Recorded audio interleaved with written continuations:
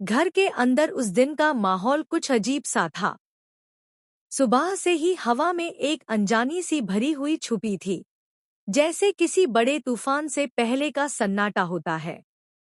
ईशा अपने कमरे में बैठी थी। उसके चेहरे पर थकान भी थी और दिल में एक अनजाना सा डर भी।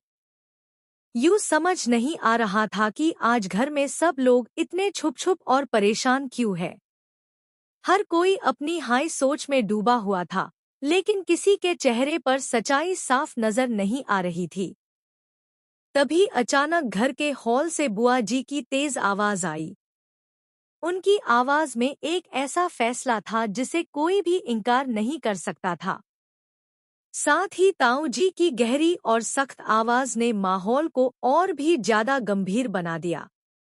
दोनों के चेहरे पर एक अजीब सा कॉन्फिडेंस था, जैसे उन्होंने पहले ही सब कुछ तय कर लिया हो। ईशा को तुरंत नीचे बुलाया गया, लेकिन उसे समझ नहीं आया कि उसका नाम इतनी सख्ती से क्यों लिया जा रहा है।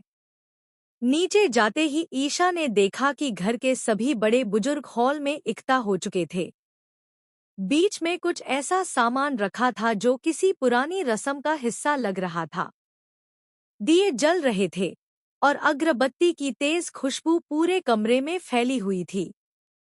माहौल इतना हैवी था कि हर किसी की सांस जैसे रुक सी गई थी। ईशा का दिल जोर जोर से धड़कने लगा।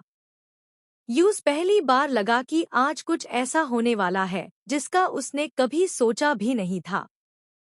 बुआ जी ने धीरे से कहा कि घर की इज्जत और परंपरा को बचाने के लिए एक बहुत जरूरी रस्म करनी होगी।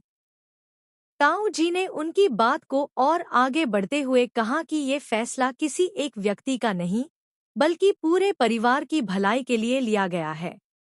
ईशा को तब भी समझ नहीं आया कि ये शुद्धिकरण जैसी रस्म का उससे क्या लेना देना है। लेकिन अगले ही पल जो कुछ हुआ, उसने उसके पैरों के नीचे से जमीन ही खींच ली। कुछ बुजुर्ग और महिलाएं मिलकर ईशा को बीच में ले आई। उसके हाथ पकड़ लिए गए, जैसे वो अपनी मर्जी से वहां से जा ही नहीं सकती थी। ईशा ने घबरा कर पूछा कि ये सब क्या हो रहा है, लेकिन किसी ने उसकी बात का सीधा जवाब नहीं